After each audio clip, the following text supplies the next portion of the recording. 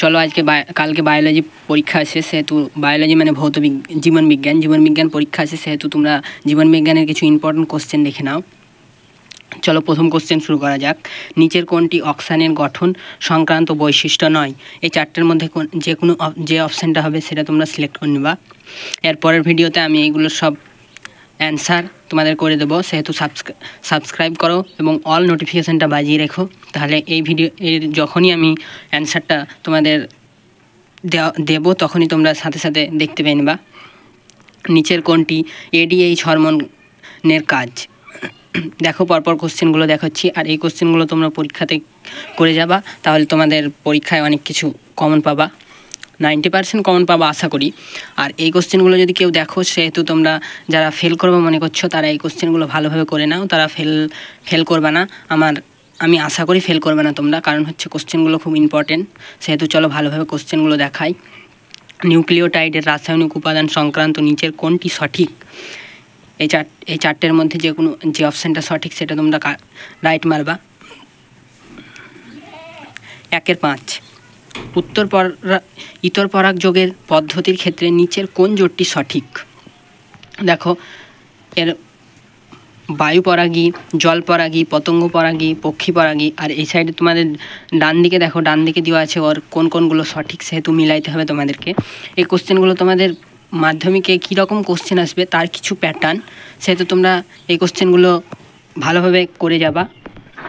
চলো তোমাদের কোশ্চেনগুলো দেখাই। দেখো 1-7 গিনিপিগের ক্ষেত্রে দ্বিসংকর জননের F2 জনুতে উৎপন্ন B r ও BBRR জিনোটাইপ দুটির সংখ্যার অনুপাতটি কি?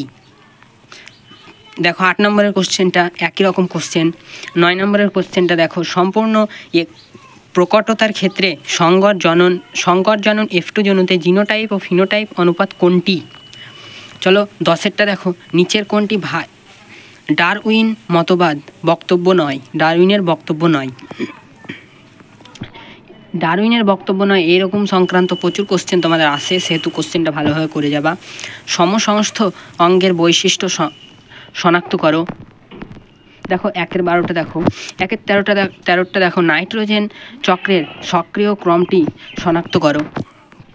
তারপরে 1-14 জীববৈচিত্র্য হ্রাসের ক্ষেত্রে নিচের হ্রাসের কারণ ও ক্ষতিকর প্রজাতির কোন জোটটি সঠিক? দেখো তোমাদের প্রত্যেকটা কোশ্চেনটা আমার পক্ষে পড়ে দেওয়া সম্ভব নয়, সেহেতু আমি আস্তে আস্তে দেখাইছি, তোমরা যদি না বুঝতে পারো তাহলে একবার পজ করে দেখে নেবা। দেখো বিভাগ ক্ষয় 2-এর নিচের 26টি প্রশ্নের ক্ষেত্রে 21টি প্রশ্নের উত্তর নির্দেশ অনুসারে লেখো। একটা কোশ্চেনে 1 নাম্বার করে দিবে, 21টা কোশ্চেন থাকবে 21 নাম্বার। নিচের দেখো শুরু করি, নিচের বাক্যগুলি শূন্যস্থানগুলিকে উপযুক্ত শব্দ বসাও যে কোনো 5টি। এখানে তোমাদের 6টা কোশ্চেন আছে, 6টার মধ্যে যে কোনো 5টা কোশ্চেন তোমাদেরকে করতে বলেছে। চলো পরেরটা দেখো, নিচের বাক্যগুলি সত্য অথবা মিথ্যা নিরূপণ করো যে কোনো 5টি। একটা কোশ্চেনে 1 নম্বর দিবে, তোমাদের 6টা কোশ্চেন থাকবে, 6টার মধ্যে তোমাদের 5টা কোশ্চেন করতে হবে। চলো দেখো, A এবং B স্তম্ভ মিলানো দিয়েছে, যে কোনো 5টি করতে হবে তোমাদের এখানে 5টা করতে হবে, একটা সবসময় বেশি থাকে।